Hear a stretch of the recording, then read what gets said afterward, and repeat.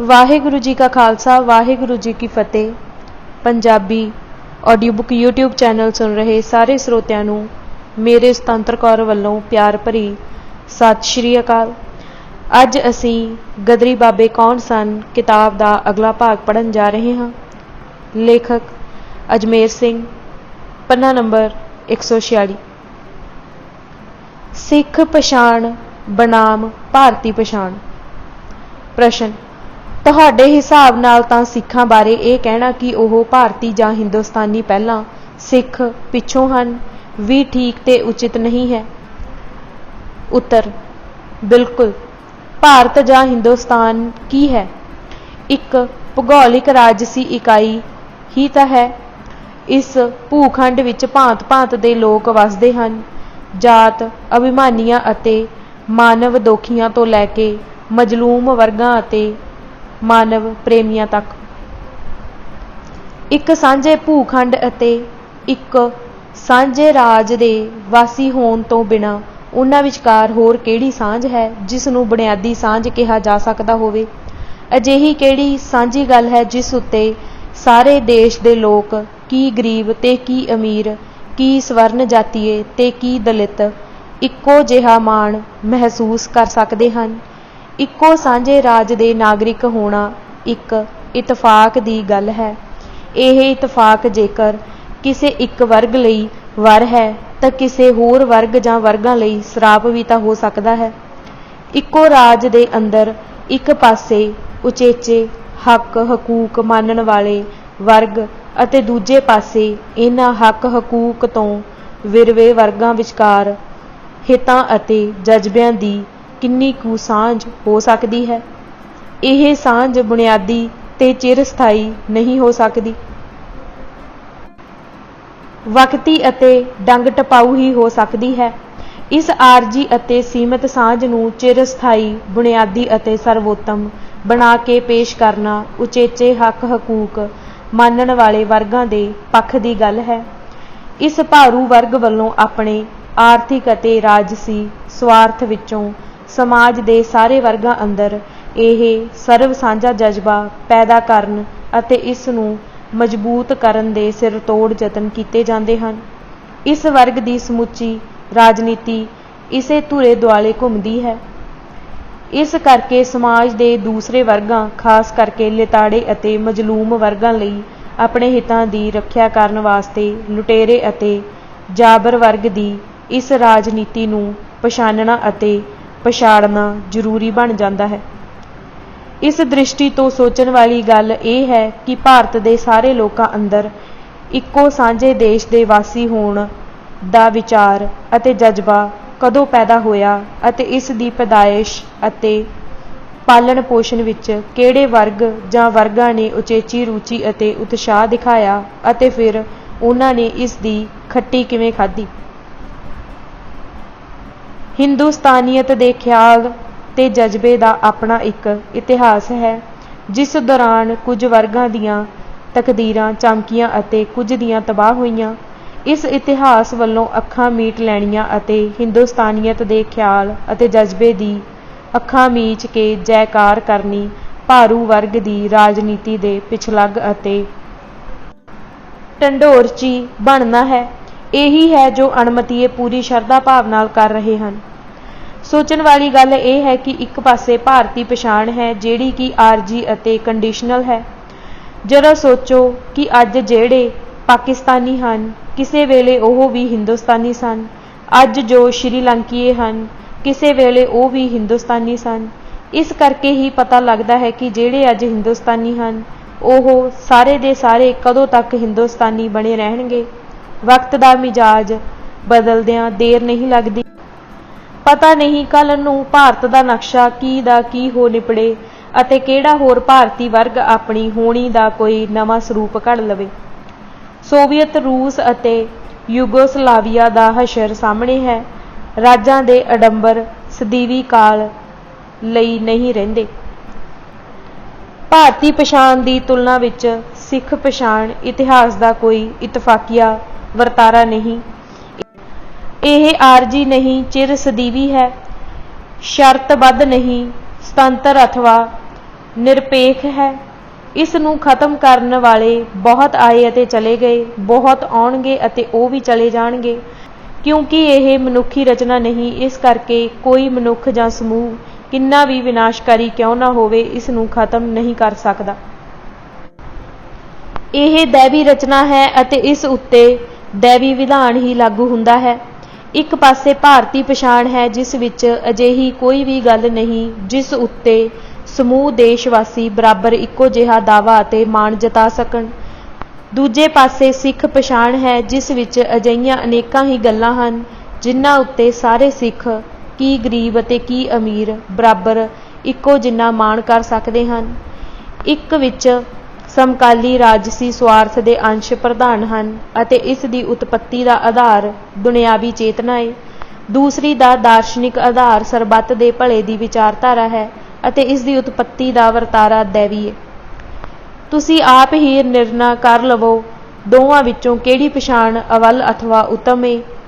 ਸਿੱਖ ਦਾ ਸਿੱਖ ਹੋਣਾ ਵੱਡੇ ਭਾਗ ਵਾਲੀ ਗੱਲ ਹੈ, ਜਦ ਕਿ ਉਸ ਦਾ ਭਾਰਤੀ ਹੋਣਾ ਮਹਿਜ ਇਤਫਾਕ ਦੀ ਗੱਲ ਹੈ।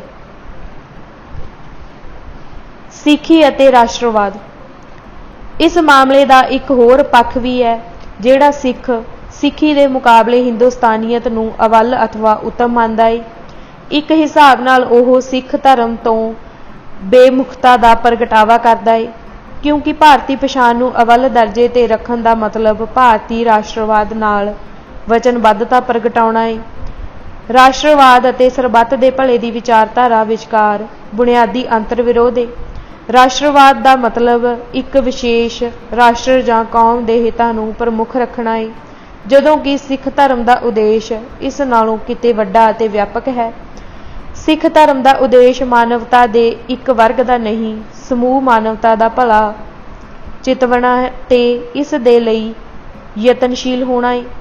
ਪ੍ਰੋਫੈਸਰ ਪੂਰਨ ਸਿੰਘ ਨੇ ਸਿੱਖ ਧਰਮ ਦੇ ਕਲਿਆਣਕਾਰੀ ਖਾਸੇ ਅਤੇ ਉਦੇਸ਼ਾਂ ਦੇ ਦਾਰਸ਼ਨਿਕ ਆਧਾਰ ਦੀ ਵਿਆਖਿਆ ਕਰਦਿਆਂ ਕਿਹਾ ਹੈ, ਜਦੋਂ ਕੋਈ ਧਰਮ ਸਰਵ ਵਿਆਪਕ ਅਤੇ ਸਦੀਵੀ ਰਹਿਣ ਵਾਲੇ ਸੱਤ ਨੂੰ ਆਧਾਰ ਬਣਾ ਕੇ ਚੱਲਦਾ ਹੈ, ਤਾਂ ਨਾ ਕੇਵਲ ਇਹ ਮਾਨਵ ਮਾਤਰ ਦਾ ਹੀ, ਸਗੋਂ ਸਰਵ ਸ੍ਰਿਸ਼ਟੀ ਦੇ ਹਰ ਜੀਵ ਜੰਤੂ ਅਤੇ ਇੱਥੋਂ ਤੱਕ ਕਿ ਪ੍ਰਕਿਰਤੀ ਦੇ ਕਣ ਕਣ ਅਤੇ ਹਰ ਵਣ ਤ੍ਰਿਣ ਦਾ ਕਲਿਆਣਕਾਰੀ ਸਰੋਤ ਹੋ ਨਿਬੜਦਾ ਹੈ।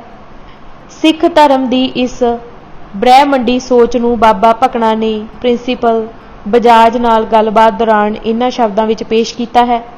ਅਸਲੀ ਆਸਤਕ ਸਮਝਦਾ ਹੈ ਕਿ ਇਹ ਸੰਸਾਰ ਹਰ ਕਾ ਰੂਪ ਹੈ, ਆਤਮਾ ਬ੍ਰਹਿਮੰਡ ਦੀਆਂ ਸਾਰੀਆਂ ਸ਼ਕਤੀਆਂ ਵਿੱਚ ਵਿਦਮਾਨ ਹੈ। ਸਾਰੀ ਦੁਨੀਆ ਮੇਰਾ ਘਰ ਹੈ, ਸਾਰੇ ਜੀਵ ਜੰਤੂ ਮੇਰੇ ਭਰਾ ਅਤੇ ਸਾਥੀ ਹਨ। ਰਾਸ਼ਟਰਵਾਦ ਵਿਅਕਤੀਆਂ ਅੰਦਰ ਆਪਣੇ ਦੇਸ਼ ਨੂੰ ਪਿਆਰ ਕਰਨ ਅਤੇ ਇਸ ਵਾਸਤੇ ਜਾਨ ਕੁਰਬਾਨ ਕਰ ਦੇਣ ਦੀ ਸਪਿਰਿਟ ਤਾਂ ਪੈਦਾ ਕਰ ਸਕਦਾ ਹੈ, ਪਰ ਇਹ ਕਿਸੇ ਖਾਸ ਦੇਸ਼ ਦੀ ਬਜਾਏ ਸਾਰੀ ਦੁਨੀਆ ਨੂੰ ਆਪਣਾ ਘਰ ਸਮਝਣ ਅਤੇ ਸਾਰੀ ਮਾਨਸ ਜਾਤੀ ਤੋਂ ਵੀ ਅਗਾਂਹ ਜੀਵ ਜੰਤੂਆਂ ਤੱਕ ਨੂੰ ਆਪਣੇ ਭਰਾ ਅਤੇ ਸਾਥੀ ਸਮਝਣ ਵਾਲੀ ਦ੍ਰਿਸ਼ਟੀ ਪੈਦਾ ਨਹੀਂ ਕਰ ਸਕਦਾ।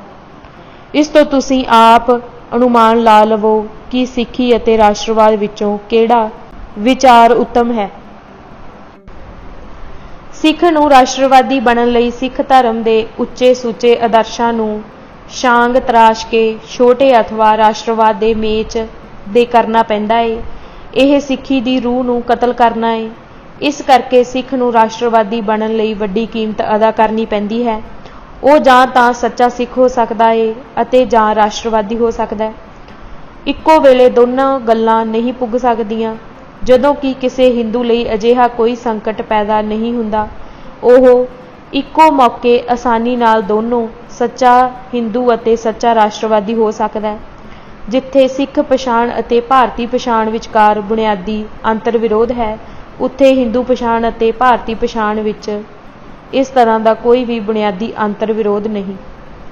ਦੋਨੋਂ ਇੱਕ ਦੂਜੇ ਵਿੱਚ ਆਰਾਮ ਨਾਲ ਸਮਾ ਸਕਦੇ ਹਨ।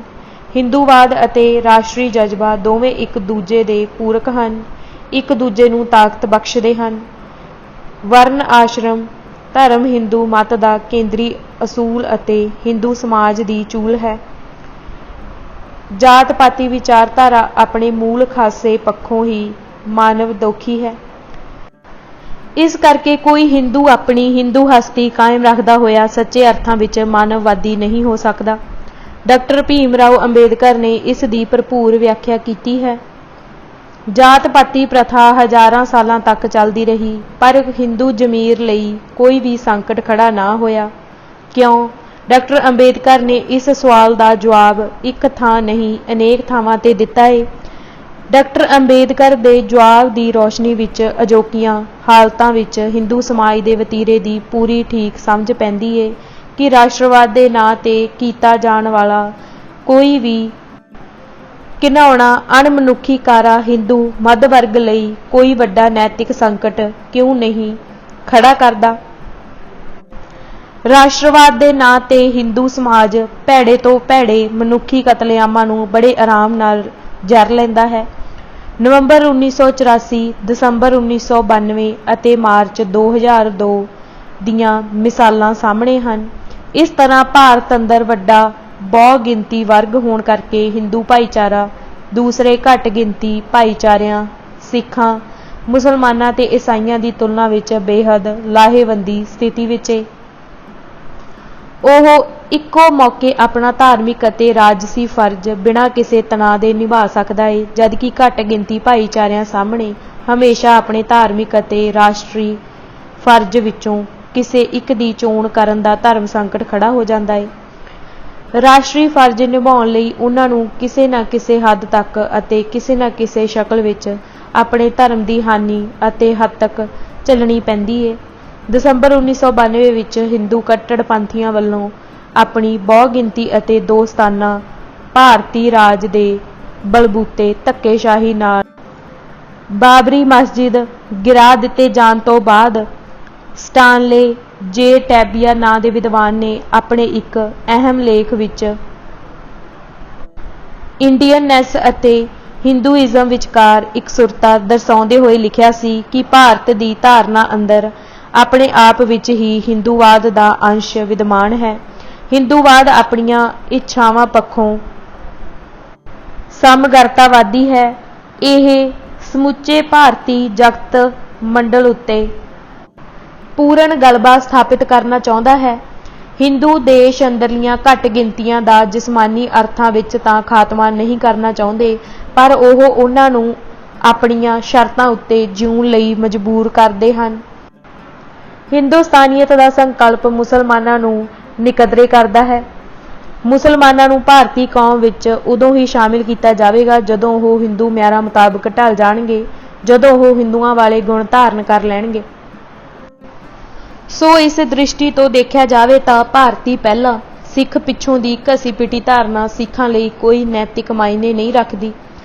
ओह बहु गिनती वर्ग का सिद्धांतक हथियार है जिस नाल ओह घट गिनती भाईचारिਆਂ नूं अपनी शरण विच लियाउण लई मजबूर करते हैं। ननकाना साहिब के साके उपरंत गांधी ने सिखां नूं भेजे शोक सुनेहे विच अपने वल्लों बड़ी चलाकी नाल उन्हां नूं अपने धार्मिक सरोकारां नूं देश दे वड्डे हितां अते मताहित रखण दी नसीहत दित्ती सी। सिखां हितां दी तर्जमानी करदे अकाली अखबार ने इस दा ठोकवां जवाब इस तरह दिता सी। जिन्हां शब्दां द्वारा गांधी जी ने साडे नाल हमदर्दी प्रगट की है उन्हां लई असीं अति धन्नवादी हाँ परंतु असीं इस मामले नूं केवल हिंदुस्तानी कौमीयत की दृष्टि नाल नहीं देख सकते। साडे सामने यह धार्मिक सवाल है और धर्म दे अगे असीं मुल्की कौमीयत नूं वडियाई नहीं दे सकते। देश भगती अते राष्ट्रवाद बारे सिखां दी सिद्धांतिक पोजीशन दी इस नालों बेहतर व्याख्या होर कोई नहीं हो सकती। हिंदुस्तान अते सिखां दी बाहरमुखी स्थिति विच बुनियादी अंतर दा परछावां खब्बे पक्षी लहर उत्ते भी पैंदा है। खब्बे पक्षी लहर अंदरले स्वर्ण जाति हिंदू अंसर सिखां नालों किते लाहेवंदी हालत विच हन। किसे सिख नूं खब्बे पक्षी बनन लई जिथे अपनी सिख पछाण तो मुनकर अते बेमुख होना जरूरी है उत्थे कोई हिंदू बड़ी सौख नाल भारती पछाण दे रूप विच अपनी हिंदू पछाण बना के अते छुपा के रख सकदा है ਅਤੇ ਪੂਰੀ ਸ਼ਾਨ ਨਾਲ ਆਪਣੇ ਆਪ ਨੂੰ ਖੱਬੇ ਪੱਖੀ ਵੀ ਅਖਵਾ ਸਕਦਾ ਹੈ। ਕੋਈ ਹਿੰਦੂ ਕਮਿਊਨਿਸਟ ਸਿੱਖ ਵਿਰੋਧੀ ਫਿਰਕੂ ਮਾਨਸਿਕਤਾ ਰੱਖਦਾ ਹੋਇਆ ਵੀ ਆਪਣੀ ਖੱਬੇ ਪੱਖੀ ਹਸਤੀ ਕਾਇਮ ਰੱਖ ਸਕਦਾ ਹੈ। ਇਸ ਦੀਆਂ ਅਨੇਕਾਂ ਠੋਸ ਉਦਾਹਰਨਾਂ ਦਿੱਤੀਆਂ ਜਾ ਸਕਦੀਆਂ ਹਨ। ਇੱਥੋਂ ਤੱਕ ਕਿ ਮੌਜੂਦਾ ਦੇਸ਼ ਭਗਤ ਯਾਦਗਾਰ ਕਮੇਟੀ ਜਲੰਧਰ ਦੇ ਮੈਂਬਰਾਂ ਵਿੱਚੋਂ ਵੀ ਇਸ ਦੀ ਉਦਾਹਰਨ ਮਿਲ ਸਕਦੀ ਹੈ। ਪਰ ਅਸੀਂ ਇੱਥੇ ਇਸ ਵਿਸਥਾਰ ਨਾਲ ਨਹੀਂ ਜਾਣਾ ਚਾਹੁੰਦੇ। ਪ੍ਰਸ਼ਨ। ਪ੍ਰਸਿੱਧ ਇਤਿਹਾਸਕਾਰ ਡਾਕਟਰ J.S. ਗਰੇਵਾਲ ਨੇ ਇੱਕ ਜਗ੍ਹਾ ਲਿਖਿਆ ਹੈ ਕਿ ਗਦਰੀਆਂ ਨੇ ਲੜਨ ਦੀ ਪ੍ਰੇਰਨਾ ਤਾਂ ਭਲੇ ਹੀ ਸਿੱਖ ਧਰਮ ਕੋਲੋਂ ਲਈ ਸੀ, ਪਰ ਉਹਨਾਂ ਦੀ ਰਾਜਨੀਤੀ ਦਾ ਮਨੋਰਥ ਸਾਰੇ ਦੇਸ਼ ਨੂੰ ਆਜ਼ਾਦ ਕਰਾਉਣਾ ਸੀ।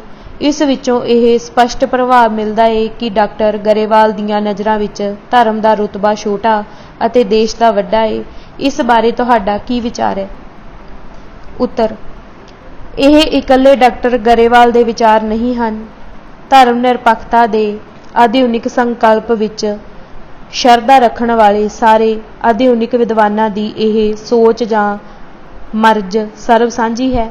ਉਹਨਾਂ ਨੂੰ ਸਿੱਖ ਧਰਮ ਦੀ ਸਰਬੱਤ ਦੇ ਭਲੇ ਦੀ ਵਿਚਾਰਧਾਰਾ ਨਾਲੋਂ ਦੇਸ਼ ਦੀ ਆਜ਼ਾਦੀ ਦਾ ਆਦਰਸ਼ ਵੱਡਾ ਅਤੇ ਵੱਧ ਪਵਿੱਤਰ ਲੱਗਦਾ ਹੈ।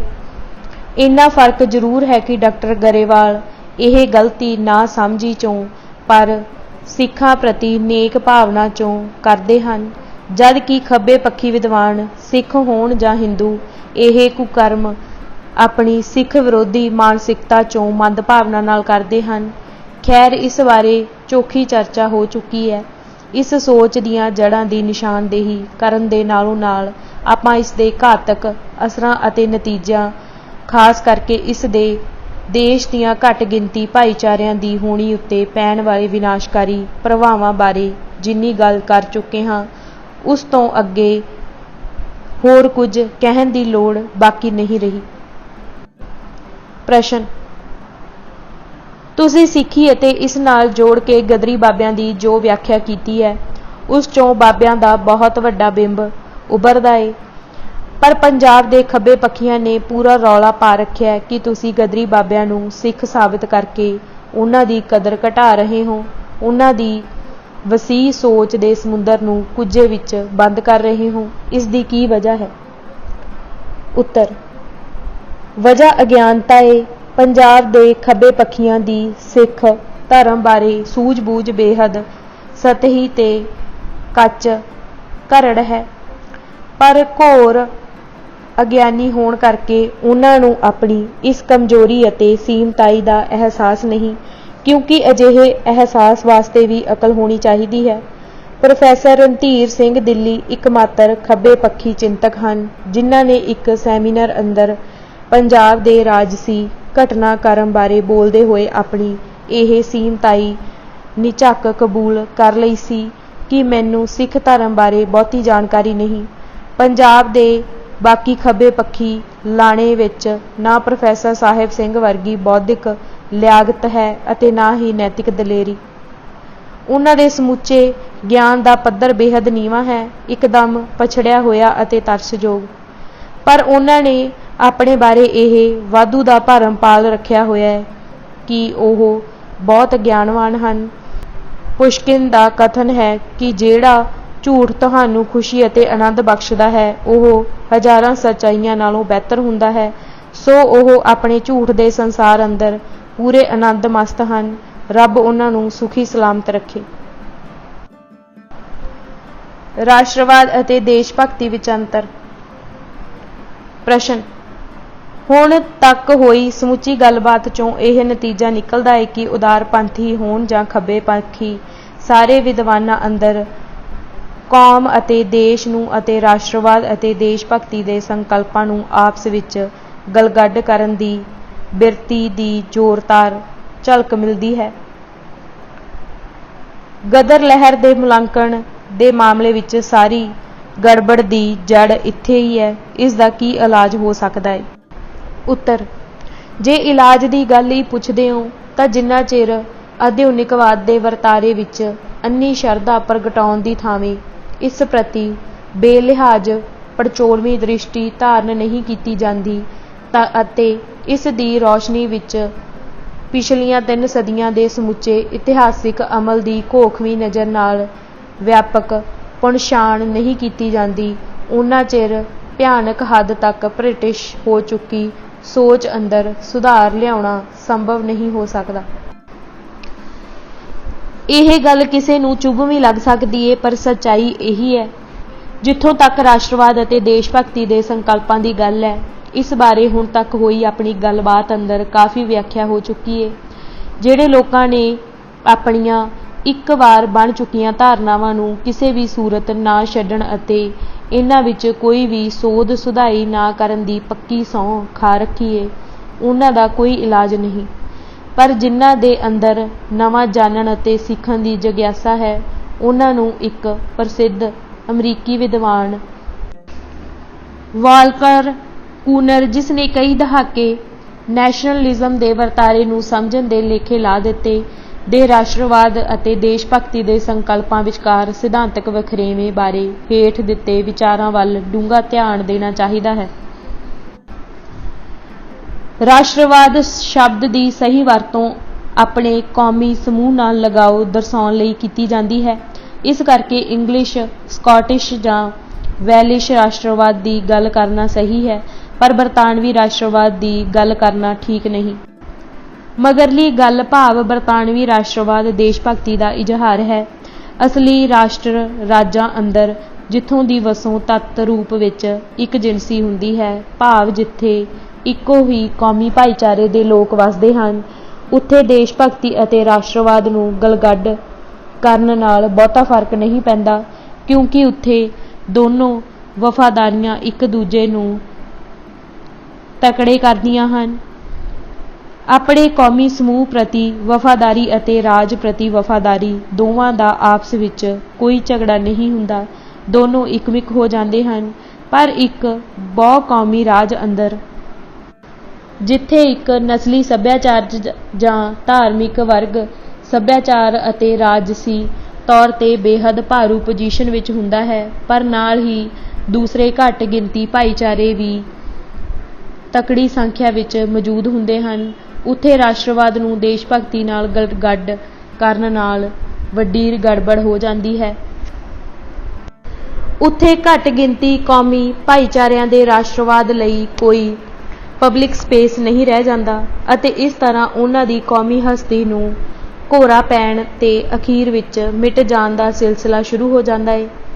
ਸਾਬਕਾ ਚੈਕੋਸਲੋਵਾਕੀਆ ਰਾਜ ਅੰਦਰ ਚੈਕਾਂ ਲਈ ਕੌਮੀ ਪਛਾਣ ਅਤੇ ਰਾਜ ਨਾਲ ਇਕਮਿਕਤਾ ਇੱਕੋ ਗੱਲ ਸੀ, ਪਰ ਸਲੋਵਾਕ ਜਿਹੜੇ ਕਿ ਫੈਡਰੇਸ਼ਨ ਵਿੱਚ ਛੋਟੇ ਭਾਈਵਾਲ ਸਨ, ਉਹਨਾਂ ਲਈ ਇਸ ਤਰ੍ਹਾਂ ਨਹੀਂ ਸੀ। ਇਸ ਕਰਕੇ ਅੰਤ ਵਿੱਚ ਦੋਨੋਂ ਅਲੱਗ-ਅਲੱਗ ਹੋ ਗਏ। ਸਰਬੀਆ ਅੰਦਰ ਸਰਬਾਂ ਲਈ ਰਾਸ਼ਟਰਵਾਦ ਅਤੇ ਦੇਸ਼ ਭਗਤੀ ਇੱਕੋ ਗੱਲ ਸੀ, ਪਰ ਕਰੋਟਾਂ ਲਈ ਜਿਹੜੇ ਕਿ ਸਰਬਾਂ ਦੇ ਗਲਬੇ ਅਤੇ ਜ਼ੁਲਮਾਂ ਤੋਂ ਪੀੜਤ ਸਨ, ਸਥਿਤੀ ਇਸ ਨਾਲੋਂ ਅਲੱਗ ਸੀ। ਸਰਬਿਆਈ ਦੇਸ਼ ਭਗਤੀ ਉਹਨਾਂ ਦੇ ਰਾਸ਼ਟਰਵਾਦ ਦਾ ਨਿਖੇਧ ਕਰਦੀ ਸੀ, ਇਸ ਕਰਕੇ ਉਹ ਵੀ ਅੰਤ ਵਿੱਚ ਜਾ ਕੇ ਸਰਬੀਆ ਨਾਲੋਂ ਅਲੱਗ ਹੋ ਗਏ। ਇਸੇ ਤਰ੍ਹਾਂ ਹੀ ਆਇਰਿਸ਼ ਅਤੇ ਸਕਾਟਿਸ਼ ਰਾਸ਼ਟਰਵਾਦ ਦਾ ਬਰਤਾਨਵੀ ਦੇਸ਼ ਭਗਤੀ ਨਾਲ, ਤਿੱਬਤੀ ਰਾਸ਼ਟਰਵਾਦ ਦਾ ਚੀਨੀ ਦੇਸ਼ ਭਗਤੀ ਨਾਲ, ਕਿਊਬਿਕ ਰਾਸ਼ਟਰਵਾਦ ਦਾ ਕੈਨੇਡੀਅਨ ਦੇਸ਼ ਭਗਤੀ ਨਾਲ, ਫਲੈਮਿਸ਼ ਰਾਸ਼ਟਰਵਾਦ ਦਾ ਬੈਲਜੀਅਮ ਦੇਸ਼ ਭਗਤੀ ਨਾਲ, ਕਸ਼ਮੀਰੀ ਰਾਸ਼ਟਰਵਾਦ ਦਾ ਅਤੇ ਭਾਰਤ ਦੇ ਉੱਤਰ ਪੂਰਬੀ ਖੇਤਰ ਦੇ ਨਾਗਾ, ਮਿਜ਼ੋ, ਮਣੀਪੁਰ ਆਦਿ ਕੌਮੀ ਸਮੂਹਾਂ ਸਮੇਤ ਸਿੱਖ ਕੌਮ ਦੇ ਰਾਸ਼ਟਰਵਾਦ ਦਾ ਵੀ ਭਾਰਤੀ ਦੇਸ਼ ਭਗਤੀ ਨਾਲ ਅਕਸਰ ਵਿਰੋਧ ਖੜਾ ਹੁੰਦਾ ਹੈ। ਇਹ ਸੂਚੀ ਕਈ ਗੁਣਾ ਲੰਮੀ ਹੋ ਸਕਦੀ ਹੈ। ਸਾਰੀ ਗੱਲਬਾਤ ਦਾ ਤੋੜਾ ਇੱਥੇ ਝੜਦਾ ਹੈ ਕਿ ਰਾਸ਼ਟਰਵਾਦ ਅਤੇ ਦੇਸ਼ ਭਗਤੀ ਬਹੁਤ ਹੀ ਵੱਖਰੋ ਵੱਖਰੇ ਵਰਤਾਰੇ ਹਨ ਅਤੇ ਭਾਸ਼ਾ ਦੀ ਅਣਗਹਿਲੀ ਨਾਲ ਵਰਤੋਂ ਕਰਕੇ ਇਹਨਾਂ ਨੂੰ ਆਪਸ ਵਿੱਚ ਗਲਗੱਡ ਨਹੀਂ ਕਰਨਾ ਚਾਹੀਦਾ। ਇਹ ਅਣਗਹਿਲੀ ਜਾਬਰਾਂ ਦਾ ਪੱਖ ਪੂਰਦੀ ਹੈ ਅਤੇ ਮਜ਼ਲੂਮਾਂ ਨਾਲ ਅਨਿਆਂ ਕਰਦੀ ਹੈ।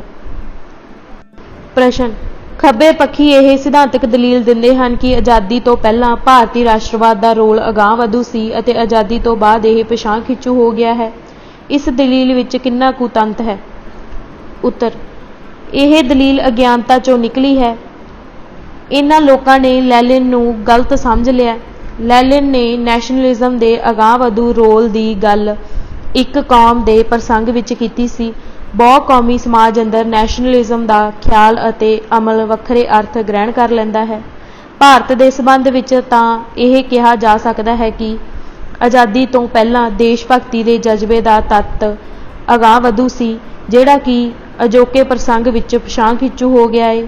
ਜਿੱਥੋਂ ਤੱਕ ਰਾਸ਼ਟਰਵਾਦ ਦੀ ਗੱਲ ਹੈ, ਭਾਰਤੀ ਰਾਸ਼ਟਰਵਾਦ ਦਾ ਖਾਸਾ ਆਜ਼ਾਦੀ ਤੋਂ ਪਹਿਲਾਂ ਵੀ ਅਗਾਂਹਵਧੂ ਨਹੀਂ ਸੀ। ਆਜ਼ਾਦੀ ਤੋਂ ਬਾਅਦ ਇਹ ਹੋਰ ਪਿਛਾਖੜੀ ਤੱਤ ਗ੍ਰਹਿਣ ਕਰ ਗਿਆ ਹੈ।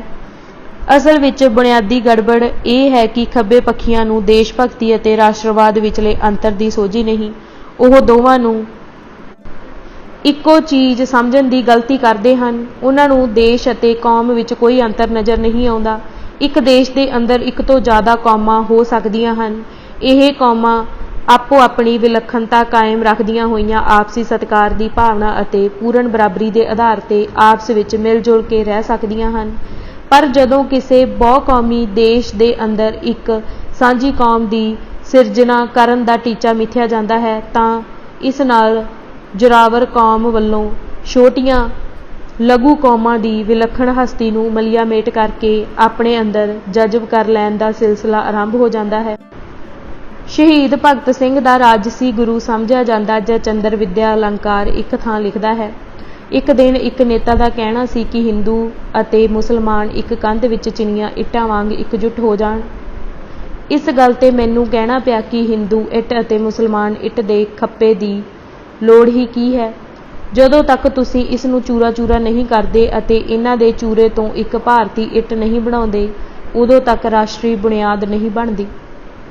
ਜੈਚੰਦਰ ਵਿਦਿਆ ਅਲੰਕਾਰ ਦੇ ਇਸ ਇਮਾਨਦਾਰ ਕਥਨ ਤੋਂ ਭਾਰਤੀ ਰਾਸ਼ਟਰਵਾਦ ਦਾ ਖਾਸਾ ਪੂਰੀ ਤਰ੍ਹਾਂ ਸਪਸ਼ਟ ਹੋ ਜਾਂਦਾ ਹੈ। ਭਾਰਤ ਦੀ ਆਜ਼ਾਦੀ ਲਈ ਲੜਨਾ ਗਲਤ ਨਹੀਂ ਸੀ। ਇਸ ਦੇ ਲਈ ਭਾਰਤ ਦੇ ਸਾਰੇ ਧਰਮਾਂ ਅਤੇ ਵਰਗਾਂ ਦੇ ਲੋਕਾਂ ਦਾ ਵਿਸ਼ਾਲ ਏਕਾ ਕਾਇਮ ਕਰਨਾ ਗਲਤ ਨਹੀਂ ਸੀ। ਪਰ ਇਸ ਏਕਤਾ ਪਿੱਛੇ ਕੰਮ ਕਰਦੀ ਭਾਵਨਾ ਅਤੇ ਮਨੋਰਥ ਨੂੰ ਸਮਝਣਾ ਬੇਹੱਦ ਜ਼ਰੂਰੀ ਹੈ। ਦੇਸ਼ ਭਗਤੀ ਦੇ ਸ਼ੁੱਧ ਸੰਕਲਪ ਵਿੱਚੋਂ ਅਲੱਗ-ਅਲੱਗ ਵਰਗਾਂ ਦੇ ਇੱਕ ਕੰਧ ਵਿੱਚ ਚਿਣੀਆਂ ਇੱਟਾਂ ਵਾਂਗ ਇਕਜੁੱਟ ਹੋਣ ਦਾ ਰਾਜਸੀ ਅਮਲ ਜਨਮ ਲੈਂਦਾ ਹੈ, ਜਦੋਂ ਕਿ ਰਾਸ਼ਟਰਵਾਦ ਅਲੱਗ-ਅਲੱਗ ਇੱਟਾਂ ਨੂੰ ਚੂਰਾ-ਚੂਰਾ ਕਰਕੇ ਇਹਨਾਂ ਦੇ ਚੂਰੇ ਤੋਂ ਇੱਕ ਭਾਰਤੀ ਇੱਟ ਦਾ ਨਿਰਮਾਣ ਕਰਨ ਦਾ ਰਾਜਸੀ ਏਜੰਡਾ ਤੈਅ ਕਰਦਾ ਹੈ। ਜੇਕਰ ਪੰਜਾਬ ਦੇ ਖੱਬੇ ਪੱਖੀਆਂ ਨੂੰ ਇੰਨੀ ਸਰਲ ਗੱਲ ਵੀ ਸਮਝ ਨਹੀਂ ਪੈਂਦੀ ਤਾਂ ਉਹਨਾਂ ਦੀ ਬੁੱਧੀ ਉੱਤੇ ਤਰਸ ਹੀ ਕੀਤਾ ਜਾ ਸਕਦਾ ਹੈ। ਸਿੱਖ ਰਾਸ਼ਟਰਵਾਦ ਬਾਰੇ ਪ੍ਰਸ਼ਨ। ਤੁਹਾਡੀ ਸਮੁੱਚੀ ਗੱਲਬਾਤ ਵਿੱਚੋਂ ਰਾਸ਼ਟਰਵਾਦ ਬਾਰੇ ਕੋਈ ਚੰਗਾ ਪ੍ਰਭਾਵ ਨਹੀਂ ਬਣਦਾ। ਇੱਥੇ ਤੁਸੀਂ ਇਸ ਨੂੰ ਇੱਕ ਰਾਜਸੀ ਬੁਰਾਈ ਦੇ ਰੂਪ ਵਿੱਚ ਚਿਤਰਿਆ ਹੈ, ਪਰ ਸਿੱਖ ਰਾਜਨੀਤੀ ਬਾਰੇ ਲਿਖੀਆਂ ਆਪਣੀਆਂ ਕਿਤਾਬਾਂ ਵਿੱਚੋਂ ਤੁਸੀਂ ਸਿੱਖ ਨੈਸ਼ਨਲਿਜ਼ਮ ਦੀ ਸੋਚ ਅਤੇ ਜਜ਼ਬਾ ਉਭਾਰਨ ਲਈ ਪੂਰਾ ਤਾਣ ਲਾ ਦਿੱਤਾ ਨਜ਼ਰ ਆਉਂਦਾ ਹੈ। ਇਹਨਾਂ ਦੋ ਸਵੈ ਵਿਰੋਧੀ ਗੱਲਾਂ ਦੀ ਵਿਆਖਿਆ ਕੀ ਹੈ? ਉੱਤਰ। ਮਸਲਾ ਉਹੀ ਆਧੁਨਿਕਵਾਦੀ ਗਿਆਨ ਪ੍ਰਬੰਧ ਦਾ ਏ। ਜਨਰਲ ਸ਼੍ਰੇਣੀਆਂ ਦੀ ਮਦਦ ਨਾਲ ਖਾਸ ਨੂੰ ਆਮ ਬਣਾ ਦੇਣਾ। ਜਿਵੇਂ ਧਰਮ ਬਾਰੇ ਆਮ ਸਾਂਝੀਆਂ ਧਾਰਨਾਵਾਂ ਨਾਲ ਸਿੱਖ ਧਰਮ ਦੇ ਨਿਆਰੇਪਨ ਨੂੰ ਨਕਾਰ ਦਿੱਤਾ ਜਾਂਦਾ ਹੈ, ਉਵੇਂ ਹੀ ਰਾਸ਼ਟਰਵਾਦ ਦੇ ਆਮ ਸਿਰਨਾਵੇਂ ਹੇਠ ਸਿੱਖ ਨੈਸ਼ਨਲਿਜ਼ਮ ਦੀ ਵਿਸ਼ੇਸ਼ਤਾ ਅਤੇ ਵਿਲੱਖਣਤਾ ਉੱਤੇ ਹਨੇਰੇ ਦਾ ਪਰਦਾ ਪਾ ਦਿੱਤਾ ਜਾਂਦਾ ਹੈ। ਜਿਵੇਂ ਸਿੱਖ ਧਰਮ ਬਾਕੀ ਸਾਰੇ ਧਰਮਾਂ ਨਾਲੋਂ ਬਹੁਤ ਹੀ ਅਹਿਮ ਪੱਖਾਂ ਤੋਂ ਵਿਸ਼ੇਸ਼ ਅਤੇ ਨਿਆਰਾ ਹੈ, ਉਵੇਂ ਹੀ ਸਿੱਖ ਨੈਸ਼ਨਲਿਜ਼ਮ ਵੀ ਰਵਾਇਤੀ ਵੰਨਗੀ ਦਾ ਰਾਸ਼ਟਰਵਾਦ ਨਹੀਂ ਹੈ। ਇਹ ਬਹੁਤ ਹੀ ਅਹਿਮ ਅਤੇ ਬੁਨਿਆਦੀ ਪੱਖਾਂ ਤੋਂ ਰਵਾਇਤੀ ਰਾਸ਼ਟਰਵਾਦ ਨਾਲੋਂ ਵਿਸ਼ੇਸ਼ ਅਤੇ ਵਿਲੱਖਣ ਹੈ। ਪ੍ਰੋਫੈਸਰ ਪੂਰਨ ਸਿੰਘ ਨੇ ਇਹ ਵਿਲੱਖਣਤਾ ਇਸ ਤਰ੍ਹਾਂ ਦਰਸਾਈ ਹੈ। ਸਿੱਖ ਕੌਮ ਦਾ ਪ੍ਰਜਵਲਿਤ ਆਦਰਸ਼ਵਾਦ ਕਿਸੇ ਵਿਸ਼ੇਸ਼ ਭੋਏ ਮੰਡਲ ਜਾਂ ਦੇਸ਼ ਜਾਂ ਕਿਸੇ ਜਾਤੀ ਅਭਿਮਾਨ ਉੱਤੇ ਆਧਾਰਿਤ ਨਹੀਂ ਹੈ, ਸਗੋਂ ਗੁਰੂ ਦੇ ਨਿੱਜੀ ਪ੍ਰੇਮ ਉੱਤੇ ਟੇਕ ਰੱਖਦਾ ਹੈ। ਗੁਰੂ ਦੀ ਖਾਤਰ ਸਗਲ ਸ੍ਰਿਸ਼ਟੀ ਨੂੰ ਪ੍ਰੇਮ ਕਰਨ ਦੀ ਵਿਸ਼ੇਸ਼ਤਾ ਸਿੱਖਾਂ ਦਾ ਕੁੱਲ ਦੁਨੀਆ ਤੋਂ ਨਿਆਰਾ ਲੱਛਣ ਹੈ। ਸੱਚਾ ਸਿੱਖ ਆਪਣੇ ਵਿਸ਼ੇਸ਼ ਰਾਸ਼ਟਰਵਾਦ ਦੇ ਰਾਜਸੀ ਆਦਰਸ਼ ਦਾ ਪਾਲਣ ਗੁਰੂ ਲਿਵ ਵਿੱਚ ਰਹਿੰਦਾ ਹੋਇਆਂ ਹੀ ਕਰਦਾ ਹੈ। ਸਿੱਖਾਂ ਦੀ ਇਸ ਨਿਆਰੀ ਗੁਣ ਵਿਸ਼ੇਸ਼ਤਾ ਨੂੰ ਨਾ ਸਮਝਣਾ ਉਹਨਾਂ ਨਾਲ ਅਨਾਚਾਰ ਕਰਨਾ ਹੈ। ਪੰਜਾਬ ਦੇ ਖੱਬੇ ਪੱਖੀ ਲਗਭਗ 3 ਪੁਸ਼ਤਾਂ ਤੋਂ ਇਹ ਅਨਾਚਾਰ ਲਗਾਤਾਰ ਕਰਦੇ ਆ ਰਹੇ ਨੇ। ਪੰਜਾਬ ਦਾ ਇਹ ਦੁਰਭਾਗ ਹੈ। ਰਾਸ਼ਟਰਵਾਦ ਨੂੰ ਜਦੋਂ ਆਮ ਅਰਥਾਂ ਵਿੱਚ ਵੀ ਲਿਆ ਜਾਂਦਾ ਏ, ਉਦੋਂ ਵੀ ਇਸ ਦੇ 2 ਪਹਿਲੂ ਹੁੰਦੇ ਹਨ। ਇੱਕ ਕੌਮੀ ਆਜ਼ਾਦੀ, ਜਿਸ ਦਾ ਭਾਵ ਕਿਸੇ ਕੌਮੀ ਸਮੂਹ ਵੱਲੋਂ ਵਿਦੇਸ਼ੀ ਜਾਂ ਬਾਹਰੀ ਗਲਬੇ ਤੋਂ ਨਿਜਾਤ ਪਾ ਕੇ ਆਪਣੀ ਹੋਣੀ ਦਾ ਮਾਲਕ ਆਪ ਬਣਨਾ। ਇਹ ਰਾਸ਼ਟਰਵਾਦ ਦਾ ਬਾਹਰ ਰੁਖੀ ਪੱਖ ਏ। ਦੂਜਾ ਪਹਿਲੂ ਅੰਦਰ ਰੁਖੀ ਹੁੰਦਾ ਏ, ਜਿਸ ਦਾ ਭਾਵ ਏ ਹਾਸਲ ਕੀਤੀ ਆਜ਼ਾਦੀ ਦੀ ਸਮੂਹ ਭਾਈਚਾਰੇ ਅੰਦਰ ਸਾਵੀਂ ਵੰਡ ਕਰਨਾ, ਅਰਥਾਤ ਆਜ਼ਾਦੀ ਨੂੰ ਵਰਗ ਵਿਸ਼ੇਸ਼ ਨਾ ਬਣਨ ਦੇਣਾ।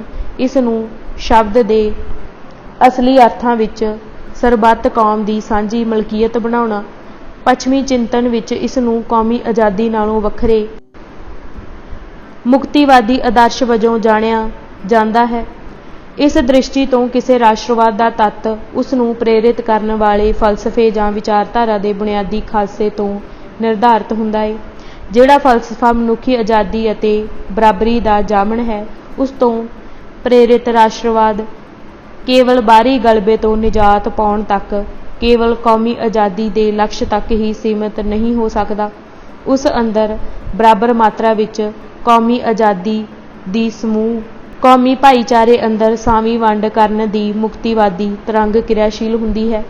ਇਸ ਦੇ ਉਲਟ ਜਿਹੜਾ ਫਲਸਫਾ ਮਨੁੱਖੀ ਆਜ਼ਾਦੀ ਅਤੇ ਬਰਾਬਰੀ ਦੇ ਆਦਰਸ਼ ਨੂੰ ਬੁਲੰਦ ਨਹੀਂ ਕਰਦਾ ਅਤੇ ਕਿਸੇ ਵਰਗ ਵਿਸ਼ੇਸ਼ ਦੇ ਉਚੇਚੇ ਹੱਕ ਹਕੂਕ ਦੀ ਵਕਾਲਤ ਤੇ ਹਿਫਾਜ਼ਤ ਕਰਦਾ ਹੈ, ਉਸ ਤੋਂ ਪ੍ਰੇਰਿਤ ਰਾਸ਼ਟਰਵਾਦ ਕੌਮੀ ਆਜ਼ਾਦੀ ਦੀ ਸਾਵੀਂ ਵੰਡ ਕਰਨ ਦੀ ਬਜਾਏ ਇਸ ਦੀ ਕਾਣੀ ਵੰਡ ਕਰਨ ਦੀ ਅਟੱਲ ਰੁਚੀ ਪ੍ਰਗਟਾਉਂਦਾ ਹੈ। ਇਸ ਦ੍ਰਿਸ਼ਟੀ ਤੋਂ ਸਿੱਖ ਰਾਸ਼ਟਰਵਾਦ ਦੀ ਭਾਰਤੀ ਰਾਸ਼ਟਰਵਾਦ, ਜਿਹੜਾ ਤੱਤ ਰੂਪ ਵਿੱਚ ਹਿੰਦੂ ਰਾਸ਼ਟਰਵਾਦ ਹੀ ਹੈ, ਨਾਲੋਂ ਵੱਖਰਤਾ ਅਤੇ ਵਿਸ਼ੇਸ਼ਤਾ ਸਾਫ਼ ਪਛਾਣੀ ਜਾਂਦੀ ਹੈ। ਵੇਖਣ ਵਾਲੀ ਨਜ਼ਰ ਠੀਕ ਚਾਹੀਦੀ ਹੈ। ਸਿੱਖ ਨੈਸ਼ਨਲਿਜ਼ਮ ਅੰਦਰ ਕੌਮੀ ਆਜ਼ਾਦੀ ਅਤੇ ਮੁਕਤੀਵਾਦੀ ਆਦਰਸ਼ ਦੋਨੋਂ ਆਪਸ ਵਿੱਚ ਗੂੜ੍ਹੀ ਤਰ੍ਹਾਂ ਜੁੜੇ ਲਿਪਟੇ ਹੋਏ ਹਨ। ਬਾਬਾ ਬੰਦਾ ਸਿੰਘ ਬਹਾਦਰ ਨੇ ਇਸ ਦਾ ਅਮਲੀ ਪ੍ਰਮਾਣ ਦਿੰਦੇ ਹੋਏ ਹੰਨੇ ਹੰਨੇ ਮੀਰੀ ਵੰਡਣ ਦੇ ਗੁਰੂ ਆਦਰਸ਼ ਨੂੰ ਅਮਲ ਵਿੱਚ ਸਾਕਾਰ ਕਰਕੇ ਦਿਖਾ ਦਿੱਤਾ ਸੀ। 1920 ਵਿੱਚ ਜਦੋਂ ਸਿੱਖ ਪੰਥ ਇੱਕ ਪਾਸੇ ਦੇਸ਼ ਦੀ ਆਜ਼ਾਦੀ ਦੀ ਲੜਾਈ ਵਿੱਚ ਉਭਰਵਾਂ ਰੋਲ ਅਦਾ ਕਰ ਰਿਹਾ ਸੀ ਅਤੇ ਦੂਜੇ ਪਾਸੇ ਬ੍ਰਾਹਮਣਵਾਦੀ ਤਾਕਤਾਂ ਦੇ ਸਿੱਖ ਪੰਥ ਦੇ ਨਿਆਰੇਪਣ ਨੂੰ ਢਾਹ ਲਾਉਣ ਦੇ ਕਪਟ ਭਾਵੀ ਯਤਨਾਂ ਦਾ ਟਾਕਰਾ ਕਰ ਰਿਹਾ ਸੀ, ਤਾਂ ਉਸ ਵੇਲੇ ਸਿੱਖ ਪੰਥ ਦੀ ਸਮੂਹਿਕ ਸੋਚ ਤੇ ਜਜ਼ਬਾਤ ਦੀ ਤਰਜਮਾਨੀ ਕਰਨ ਵਾਲੇ ਅਕਾਲੀ ਅਖਬਾਰ ਨੇ ਆਪਣੇ 6 ਅਕਤੂਬਰ 1920 ਦੇ ਅੰਕ ਵਿੱਚ ਸਿੱਖ ਪੰਥ ਦੀ ਸਿਧਾਂਤਕ ਮਾਰਗ ਸੇਧ ਦੀ ਨਿਸ਼ਾਨਦੇਹੀ ਇਸ ਭਾਵਪੂਰਤ ਸ਼ਬਦਾਂ ਵਿੱਚ ਕੀਤੀ ਸੀ।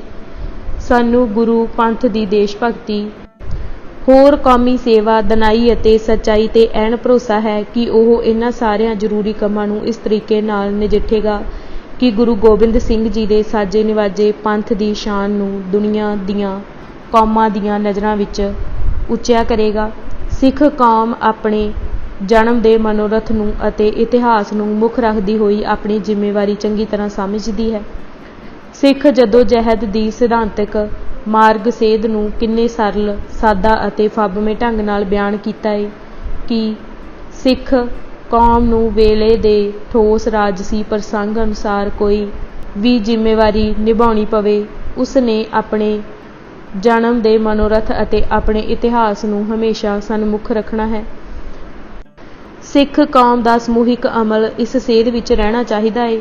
ਜੇਕਰ ਸਿੱਖ ਨੈਸ਼ਨਲਿਜ਼ਮ ਨੇ ਇਸ ਸੇਧ ਦਾ ਪਾਬੰਦ ਰਹਿਣਾ ਹੈ ਤਾਂ ਇਸ ਵਿੱਚੋਂ ਨੇਸ਼ਨ ਸਟੇਟ ਦਾ ਮਾਡਲ ਨਹੀਂ ਨਿਕਲਦਾ।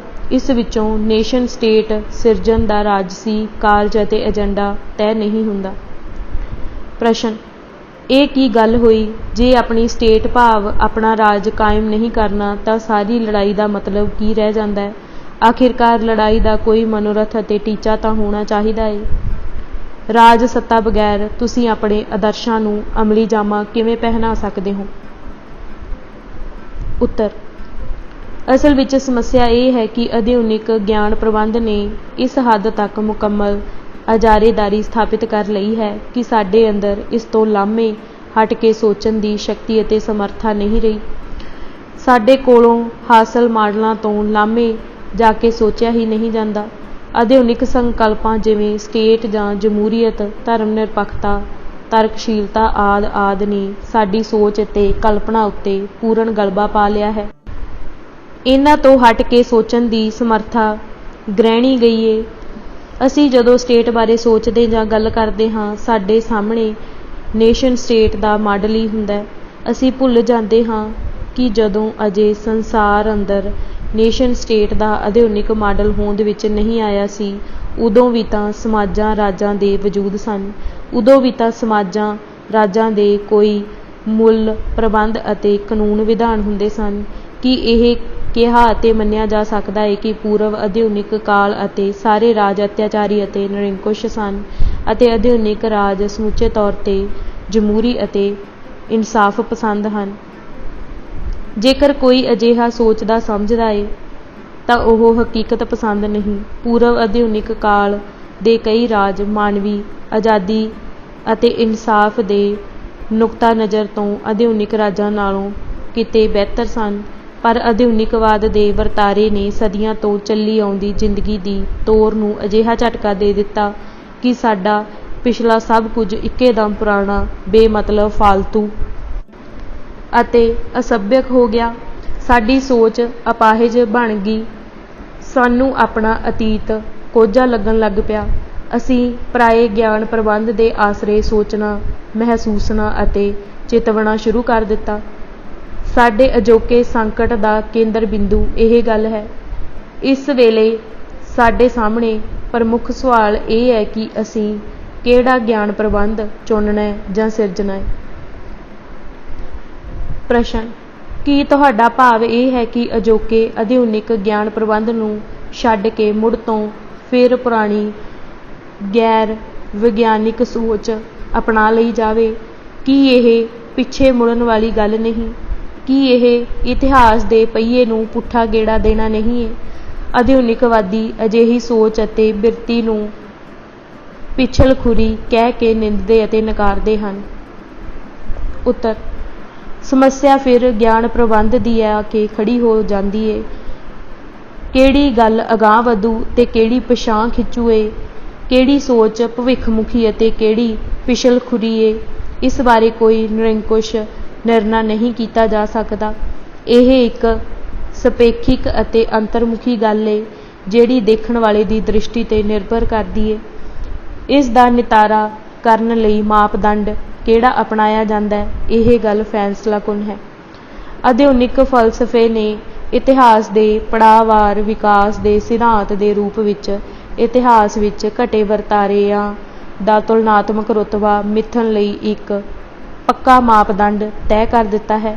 ਇਤਿਹਾਸਿਕ ਕ੍ਰਮ ਵਿੱਚ ਪੂਰਵ ਆਧੁਨਿਕ ਦੌਰ ਵਿੱਚ ਵਾਪਰੀ ਗੱਲ ਪਿਛਾਂਹ ਖਿੱਚੂ ਏ, ਵੇਲਾ ਵਿਹਾ ਚੁੱਕੀ ਅਤੇ ਫਾਲਤੂ ਹੋ ਗਈ ਏ। ਠੀਕ ਉਵੇਂ ਜਿਵੇਂ ਪੁਰਾਣੀ ਪੁਸ਼ਾਕ ਆਪਣੀ ਮਿਆਦ ਪੁਗਾਉਣ ਤੋਂ ਪਿੱਛੋਂ ਕਿਸੇ ਕੰਮ ਦੀ ਨਹੀਂ ਰਹਿ ਜਾਂਦੀ।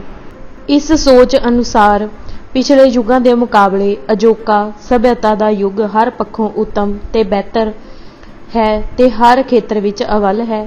ਇਸ ਤਰ੍ਹਾਂ ਭਵਿੱਖਮੁਖੀ ਅਤੇ ਪਿਛਲਖੁਰੀ ਸੋਚ ਵਿਚਕਾਰ ਨਖੇੜਾ ਕਰਨ ਲਈ ਬੇਹੱਦ ਸੌਖਾ ਸੂਤਰ ਘੜ ਦਿੱਤਾ ਗਿਆ ਹੈ। 18ਵੀਂ ਸਦੀ ਮੁਰਦਾਬਾਦ, 21ਵੀਂ ਸਦੀ ਜਿੰਦਾਬਾਦ, ਸਾਇੰਸ ਦੀ ਜੈ, ਧਰਮ ਦੀ ਖੈ। ਏਦੂ ਸੌਖਾ ਫਾਰਮੂਲਾ ਹੋਰ ਕੋਈ ਹੋ ਹੀ ਨਹੀਂ ਸਕਦਾ। ਸੌਖੀ ਗੱਲ ਮਨ ਨੂੰ ਹਮੇਸ਼ਾ ਛੇਤੀ ਜਚ ਜਾਂਦੀ ਹੈ। ਇਸ ਵਿੱਚ ਭਰਮਾਉਣ ਦੀ ਬੇਥਾਹ ਸਮਰੱਥਾ ਹੁੰਦੀ ਹੈ। ਆਧੁਨਿਕ ਗਿਆਨ ਪ੍ਰਬੰਧ ਨੇ ਦੁਨੀਆ ਦੇ ਹਰ ਖੇਤਰ, ਹਰ ਦੇਸ਼, ਹਰ ਰੰਗ, ਹਰ ਨਸਲ ਤੇ ਹਰ ਧਰਮ ਦੇ ਬੁੱਧੀਜੀਵੀ ਵਰਗ ਦੇ ਵੱਡੇ ਹਿੱਸੇ ਨੂੰ ਪੂਰੀ ਨਿਪੁੰਨਤਾ ਨਾਲ ਭਰਮਾ ਲਿਆ ਹੋਇਆ ਏ। ਜੋ ਕੁਝ ਅਸੀਂ ਦੇਖਦੇ, ਸੁਣਦੇ, ਸੋਚਦੇ, ਕਰਦੇ ਅਤੇ ਚਿਤਵਦੇ ਹਾਂ, ਉਸ ਸਾਰੇ ਕੁਝ ਦਾ ਸਾਡੇ ਮਨ ਵਿੱਚ ਇੱਕ ਮੁਲਾਂਕਣ ਪ੍ਰਬੰਧ ਬਣਿਆ ਹੁੰਦਾ ਹੈ। ਇਹ ਪ੍ਰਬੰਧ ਹੀ ਸਾਡੀ ਕੁੱਲ ਹਸਤੀ ਨੂੰ ਦੂਸਰਿਆਂ ਸਾਹਮਣੇ ਪ੍ਰਗਟਾਉਂਦਾ ਅਤੇ ਦੂਜਿਆਂ ਨਾਲੋਂ ਵੱਖਰਾਉਂਦਾ ਹੈ। ਇਸ ਹਸਤੀ ਦੀ ਘੜਤ ਵਿੱਚ ਲੰਮੇ ਇਤਿਹਾਸ ਦਾ ਹੱਥ ਹੁੰਦਾ ਹੈ ਜੋ ਸਾਡੇ ਪੁਰਖਿਆਂ ਨੇ ਜਿਉਇਆ ਹੁੰਦਾ ਹੈ। ਉਹਨਾਂ ਨੇ ਭਵਿੱਖ ਦਾ ਜੋ ਸੁਪਨਾ ਲਿਆ ਹੁੰਦਾ ਏ ਉਹ ਸਾਨੂੰ ਵਿਰਾਸਤ ਵਿੱਚੋਂ ਮਿਲਦਾ ਏ, ਜਿਸ ਨੂੰ ਅਸੀਂ ਜ਼ਿੰਦਗੀ ਨਾਲੋਂ ਵੀ ਕੀਮਤੀ ਸਮਝਦੇ ਹਾਂ, ਕਿਉਂਕਿ ਜ਼ਿੰਦਗੀ ਦੀ ਕੀਮਤ ਹੀ ਇਸ ਵਿੱਚ ਪਈ ਹੁੰਦੀ ਏ। ਮਨੁੱਖੀ ਜ਼ਿੰਦਗੀ ਦੀ ਕੀਮਤ ਤੋਂ ਲੈ ਕੇ ਹਰ ਸ਼ੈ ਦੀ ਕੀਮਤ ਜੋ ਮਨੁੱਖ ਸਮਝਦਾ ਹੈ ਉਹ ਇਤਿਹਾਸ ਵਿਰਾਸਤ ਵਿੱਚ ਹੀ ਤੈਅ ਹੁੰਦੀ ਏ। ਇਤਿਹਾਸ ਆਪਣੇ ਆਪ ਵਿੱਚ ਹੀ ਕੀਮਤੀ ਸ਼ੈ ਹੈ ਜੋ ਮਨੁੱਖ ਨੂੰ ਪ੍ਰਾਪਤ ਹੁੰਦੀ ਹੈ। ਇਤਿਹਾਸ ਬਿਨਾਂ ਭਵਿੱਖ ਦੀ ਕਲਪਨਾ ਨਹੀਂ ਹੋ ਸਕਦੀ। ਇਤਿਹਾਸ ਬਿਨਾਂ ਮਨੁੱਖ ਹੋਣ ਦੀ ਸੰਭਾਵਨਾ ਵੀ ਨਹੀਂ ਹੈ। ਜਿਨ੍ਹਾਂ ਮੁੱਲਾਂ ਦੁਆਲੇ ਇਤਿਹਾਸ ਖੜਾ ਹੋਵੇ, ਜਦੋਂ ਉਹਨਾਂ ਮੁੱਲਾਂ ਦੀ ਮਾਨਤਾ ਹੀ ਖੁਰ ਜਾਵੇ ਤਾਂ ਇਤਿਹਾਸ ਦੀ ਹੋਂਦ ਦਾ ਕਿਲਾ ਢਹਿ ਜਾਂਦਾ ਹੈ। ਇਤਿਹਾਸ ਖੁੱਸ ਜਾਣ ਦਾ ਭਵਿੱਖ ਦਾ ਸੁਪਨਾ ਵੀ ਖੁੱਸ ਜਾਂਦਾ ਹੈ ਅਤੇ ਮਨੁੱਖ ਹਸਤੀਹੀਣ ਹੋ ਜਾਂਦਾ ਹੈ। ਜਦੋਂ ਵੀ ਕਿਸੇ ਦੇਸ਼, ਕੌਮ ਜਾਂ ਸਮਾਜ ਨੇ ਆਪਣੀ ਹਸਤੀ ਨੂੰ ਮੁੜ ਉਚਿਆਉਣ ਦਾ ਯਤਨ ਕੀਤਾ ਹੈ ਤਾਂ ਉਸ ਨੇ ਸਭ ਤੋਂ ਪਹਿਲਾਂ ਇਤਿਹਾਸ ਨੂੰ ਹੀ ਮੁੜ ਪਰਿਭਾਸ਼ਿਤ ਕੀਤਾ ਹੈ। ਮਿਸਾਲ ਵਜੋਂ ਹਿੰਦੁਸਤਾਨ ਦੀ ਆਜ਼ਾਦੀ ਦਾ ਸੁਪਨਾ ਲੈਣ ਵਾਲੇ ਹਿੰਦੂ ਚਿੰਤਕਾਂ ਅਤੇ ਰਹਿਬਰਾਂ ਨੇ ਵੈਦਿਕ ਕਾਲ ਨੂੰ ਸੁਨਹਿਰੀ ਕਾਲ ਵਜੋਂ ਪਰਿਭਾਸ਼ਿਤ ਕੀਤਾ ਅਤੇ ਇਸ ਉਦਾਲੇ ਆਪਣੇ ਭਵਿੱਖ ਦੇ ਸੁਪਨੇ ਦੀ ਬੁਣਤ ਬੁਣੀ। ਉਹਨਾਂ ਨੇ ਮੁੜ ਵੇਦਾਂ ਵੱਲ ਦਾ ਨਾਅਰਾ ਦਿੱਤਾ। ਪੰਜਾਬ ਦੇ ਇਤਿਹਾਸ ਵਿੱਚ ਸਾਡੇ ਕੋਲ ਜੋ ਮਾਣਯੋਗ ਹੈ ਉਸ ਨੂੰ ਮੁੜ ਸਮਕਾਲ ਦੇ ਪ੍ਰਸੰਗ ਵਿੱਚ ਨਵਿਆਉਣਾ ਅਰਥਾਤ ਮੁੜ ਪਰਿਭਾਸ਼ਿਤ ਕਰਨਾ ਪਵੇਗਾ। ਇਹ ਕਾਰਜ ਸਭ ਤੋਂ ਪਹਿਲਾਂ ਗਿਆਨ ਪ੍ਰਬੰਧ ਤੋਂ ਸ਼ੁਰੂ ਹੋਵੇਗਾ, ਕਿਉਂਕਿ ਜਿੰਨਾ ਚਿਰ ਅਸੀਂ ਆਪਣਾ ਗਿਆਨ ਪ੍ਰਬੰਧ ਨਹੀਂ ਸਾਜ ਸਕਦੇ, ਅਸੀਂ ਸੁਪਨੇ ਨੂੰ ਪੂਰਾ ਚਿਤਵ ਨਹੀਂ ਸਕਦੇ। ਪੂਰਾ ਕਰਨਾ ਤਾਂ ਦੂਰ ਦੀ ਗੱਲ ਹੈ। ਆਪਣੇ ਗਿਆਨ ਪ੍ਰਬੰਧ ਨਾਲ ਆਪਣੇ ਇਤਿਹਾਸ ਦੀ ਮੁੜ ਉਸਾਰੀ ਹੋਣੀ ਹੈ। ਵਰਤਮਾਨ ਦੀ ਹਰ ਘਟਨਾ, ਸ਼ੈ, ਗੱਲ, ਵਰਤਾਰੇ ਬਾਰੇ ਆਪਣੀ ਸਮਝ ਘੜਨੀ ਹੈ ਤਾਂ ਹੀ ਭਵਿੱਖ ਦਾ ਨਕਸ਼ਾ ਉਲੀਕਿਆ ਜਾ ਸਕਦਾ ਹੈ। ਤਾਂ ਹੀ ਇਤਿਹਾਸ ਵਿੱਚ ਸਾਡੇ ਪੁਰਖਿਆਂ ਵੱਲੋਂ ਸਿਰਜਿਆ ਭਵਿੱਖ ਦਾ ਸੁਪਨਾ ਸਿਰਜਿਆ, ਸਮਝਿਆ, ਮਹਿਸੂਸਿਆ ਤੇ ਪੂਰਾ ਕੀਤਾ ਜਾ ਸਕਦਾ ਹੈ। ਇਤਿਹਾਸ ਨੂੰ ਨਵਿਆਉਣ ਜਾਂ ਮੁੜ ਪਰਿਭਾਸ਼ਿਤ ਕਰਨ ਦਾ ਅਮਲ ਕਦੇ ਵੀ ਸਰਲ ਪੱਧਰਾ ਨਹੀਂ ਹੁੰਦਾ। ਇਹ ਹਮੇਸ਼ਾ ਤਿੱਖੇ ਵਿਰੋਧਾਂ ਅਤੇ ਸੰਘਰਸ਼ਾਂ ਨਾਲ ਉਲਝਿਆ ਹੁੰਦਾ ਹੈ। ਜਿਹੜੇ ਵਰਗ ਨੇ ਦੂਸਰੇ ਵਰਗ ਦੇ ਵਰਤਮਾਨ ਉੱਤੇ ਕਬਜ਼ਾ ਕਰਨਾ ਹੁੰਦਾ ਹੈ, ਉਹ ਦੂਸਰੇ ਕੋਲੋਂ ਉਸ ਦਾ ਇਤਿਹਾਸ ਖੋਹਣ ਦਾ ਯਤਨ ਕਰਦਾ ਹੈ। ਆਪਣੇ ਗਿਆਨ ਪ੍ਰਬੰਧ ਦੀ ਮਦਦ ਨਾਲ ਉਸ ਦੇ ਇਤਿਹਾਸ ਦੀ ਵਿਆਖਿਆ ਆਪਣੇ ਵਰਤਮਾਨ ਦੀਆਂ ਲੋੜਾਂ ਦੇ ਅਨੁਕੂਲ ਕਰਦਾ ਹੈ। ਗਦਰ ਲਹਿਰ ਨਾਲ, ਗਦਰੀ ਬਾਬਿਆਂ ਨਾਲ ਅੱਜ ਇਹੀ ਹੋ ਰਿਹਾ ਹੈ। ਜਿਹੜੀਆਂ ਤਾਕਤਾਂ ਸਿੱਖ ਕੌਮ ਨਾਲ ਢਿੱਡੋਂ ਖਾਰ ਖਾਂਦੀਆਂ ਹਨ ਅਤੇ ਇਸ ਨੂੰ ਹਸਤੀਹੀਣ ਕਰਨਾ ਚਾਹੁੰਦੀਆਂ ਹਨ, ਉਹ ਨਾ ਸਿਰਫ ਗਦਰ ਲਹਿਰ ਨੂੰ ਸਿੱਖ ਪੰਥ ਨਾਲੋਂ ਨਿਖੇੜਨਾ ਤੇ ਤੋੜਨਾ ਚਾਹੁੰਦੀਆਂ ਹਨ, ਸਗੋਂ ਇਸ ਨੂੰ ਸਿੱਖ ਪੰਥ ਦੇ ਵਿਰੋਧ ਵਿੱਚ ਭੁਗਤਾਉਣਾ ਚਾਹੁੰਦੀਆਂ ਹਨ। ਇਸ ਕਾਰਜ ਵਿੱਚ ਹਿੰਦੂਤਵੀ ਤਾਕਤਾਂ, ਉਦਾਰਪੰਥੀਆਂ ਅਤੇ ਖੱਬੇ ਪੱਖੀਆਂ ਵਿਚਕਾਰ ਪੂਰਨ ਸਾਂਝ ਪ੍ਰਗਟ ਹੋ ਰਹੀ ਹੈ। ਇਸ ਸਾਂਝ ਦਾ ਸਭ ਤੋਂ ਉਘੜਵਾਂ ਇਜ਼ਹਾਰ ਤਿੰਨਾਂ ਦੇ ਸਾਂਝੇ ਗਿਆਨ ਪ੍ਰਬੰਧ ਦੇ ਰੂਪ ਵਿੱਚ ਹੋ ਰਿਹਾ ਹੈ। ਤਿੰਨਾਂ ਵਰਗਾਂ ਦੇ ਸਰੋਕਾਰ, ਡਰ ਅਤੇ ਫਿਕਰ ਸਾਂਝੇ ਹਨ। ਤਿੰਨਾਂ ਵੱਲੋਂ ਸਿੱਖ ਕੌਮ ਦੇ ਵਿਰੁੱਧ ਵਰਤੀ ਜਾ ਰਹੀ ਭਾਸ਼ਾ ਸਾਂਝੀ ਹੈ। ਰਾਸ਼ਟਰਵਾਦ ਤਿੰਨਾਂ ਦਾ ਸਾਂਝਾ ਇਸ਼ਟ ਤੇ ਸਾਂਝਾ ਵਿਚਾਰਧਾਰਕ ਹਥਿਆਰ ਹੈ। ਤਿੰਨੇ ਭਾਰਤੀ ਕੌਮਾਂ ਦੀ ਧਾਰਨਾ ਦੇ ਕਾਇਲ ਹਨ ਅਤੇ ਦੇਸ਼ ਦੀ ਏਕਤਾ ਅਤੇ ਅਖੰਡਤਾ ਦੇ ਜੋਸ਼ੀਲੇ ਸਮਰਥਕ ਹਨ। ਤਿੰਨਾਂ ਵੱਲੋਂ ਗਦਰੀ ਬਾਬਿਆਂ ਨੂੰ ਰਾਸ਼ਟਰਵਾਦੀ ਰੰਗ ਵਿੱਚ ਪੇਸ਼ ਕਰਨ ਦੇ ਇੱਕ ਦੂਜੇ ਨਾਲੋਂ ਵੱਧ ਕੇ ਯਤਨ ਕੀਤੇ ਜਾ ਰਹੇ ਹਨ। ਪ੍ਰਸ਼ਨ: ਪਰ ਅਗਾਂਹ-ਵਧੂ ਅਤੇ ਪਿਛਾਂਹ ਖਿੱਚੂ ਸੋਚ ਤੇ ਅਮਲ ਵਿਚਕਾਰ ਨਿਖੇੜਾ ਕਰਨ ਦਾ ਮਸਲਾ ਸਾਫ਼ ਨਹੀਂ ਹੋਇਆ। ਆਧੁਨਿਕਵਾਦੀਆਂ ਦਾ ਫਾਰਮੂਲਾ ਤਾਂ ਮੰਨਿਆ ਗਲਤ ਏ, ਪਰ ਠੀਕ ਕੀ ਹੈ, ਇਸ ਬਾਰੇ ਤੁਹਾਡੀ ਵਿਆਖਿਆ 'ਚੋਂ ਕੋਈ ਠੋਸ ਅਤੇ ਸਪਸ਼ਟ ਉੱਤਰ ਨਹੀਂ ਮਿਲਿਆ। ਇਸ ਨੂੰ ਹੋਰ ਵੱਧ ਸਪਸ਼ਟ ਕਰੋ। ਉੱਤਰ: ਆਪਾਂ ਠੋਸ ਮਸਲਿਆਂ ਤੋਂ ਹੀ ਸ਼ੁਰੂ ਕਰਦੇ ਹਾਂ। ਅੱਜ ਸਾਨੂੰ ਇਹ ਗੱਲਾਂ ਕਰਨ ਦੀ ਲੋੜ ਇਸ ਕਰਕੇ ਮਹਿਸੂਸ ਹੋ ਰਹੀ ਹੈ ਕਿ ਦੁਨੀਆ ਅੰਦਰ ਸਭ ਅੱਛਾ ਨਹੀਂ ਹੋ ਰਿਹਾ। ਇਸ ਵੇਲੇ ਕੁਝ ਵਿਕਰਾਲ ਸਮੱਸਿਆਵਾਂ ਅਤੇ ਚੁਣੌਤੀਆਂ ਮਾਨਵਤਾ ਨੂੰ ਘੂਰ ਰਹੀਆਂ ਹਨ। ਹਕੀਕਤ ਨੂੰ ਜੇਕਰ ਖੁੱਲ੍ਹੀਆਂ ਅੱਖਾਂ ਨਾਲ ਦੇਖਿਆ ਜਾਵੇ ਤਾਂ ਮਾਨਵਤਾ ਦੇ ਸਿਰ ਉੱਤੇ ਸਰਵਨਾਸ਼ ਦਾ ਖਤਰਾ ਮੰਡਰਾ ਰਿਹਾ ਹੈ। ਦਰਪੇਸ਼ ਸੰਕਟ ਦਾ ਸਭ ਤੋਂ ਗੂੜ੍ਹਾ ਇਜ਼ਹਾਰ ਵਾਤਾਵਰਨ ਦੀ ਖਰਾਬੀ ਦੇ ਰੂਪ ਵਿੱਚ ਹੋ ਰਿਹਾ ਹੈ। ਬਹੁਤਾ ਵਿਸਥਾਰ ਵਿੱਚ ਜਾਣ ਦੀ ਲੋੜ ਨਹੀਂ। ਮਨੁੱਖ ਨੇ ਆਪਣੇ ਆਲੇ ਦੁਆਲੇ ਨੂੰ ਜਿੰਨਾ ਗੰਦਾ ਅਤੇ ਅਪਵਿੱਤਰ ਕਰ ਦਿੱਤਾ ਹੈ, ਹਵਾ, ਮਿੱਟੀ ਅਤੇ ਪਾਣੀ ਦੇ ਬੁਨਿਆਦੀ ਤੱਤਾਂ ਨੇ ਜਿੰਨਾ ਦੂਸ਼ਿਤ ਕਰ ਦਿੱਤਾ ਗਿਆ ਹੈ, ਜੇ ਇਹ ਸਿਲਸਿਲਾ ਇਸੇ ਤਰ੍ਹਾਂ ਜਾਰੀ ਰਿਹਾ ਤਾਂ ਸਾਡੀ ਧਰਤੀ ਇਹਨਾਂ ਮਨੁੱਖੀ ਪਾਪਾਂ ਦਾ ਭਾਰ ਬਹੁਤੀ ਦੇਰ ਤੱਕ ਝੱਲ ਨਹੀਂ ਸਕੇਗੀ। ਇਸ ਕਰਕੇ ਇਸ ਵੇਲੇ ਮਨੁੱਖਤਾ ਦੇ ਸਨਮੁਖ ਸਭ ਨਾਲੋਂ ਵੱਡਾ ਅਤੇ ਤੱਦੀ ਵਾਲਾ ਸਵਾਲ ਇਹ ਖੜਾ ਹੋ ਗਿਆ ਹੈ ਕਿ ਵਾਤਾਵਰਣ ਦੀ ਖਰਾਬੀ ਦੇ ਬੇਰੋਕ ਵਗ ਰਹੇ ਇਸ ਰੁਝਾਨ ਨੂੰ ਠੱਲ ਕਿਵੇਂ ਪਾਈ ਜਾਵੇ। ਕਿਸੇ ਫਲਸਫੇ ਅਥਵਾ ਗਿਆਨ ਪ੍ਰਬੰਧ ਦੇ ਭਵਿੱਖਮੁਖੀ ਹੋਣ ਦਾ ਨਿਰਣਾ ਇਸ ਗੱਲ ਤੋਂ ਤੈਅ ਹੋਵੇਗਾ।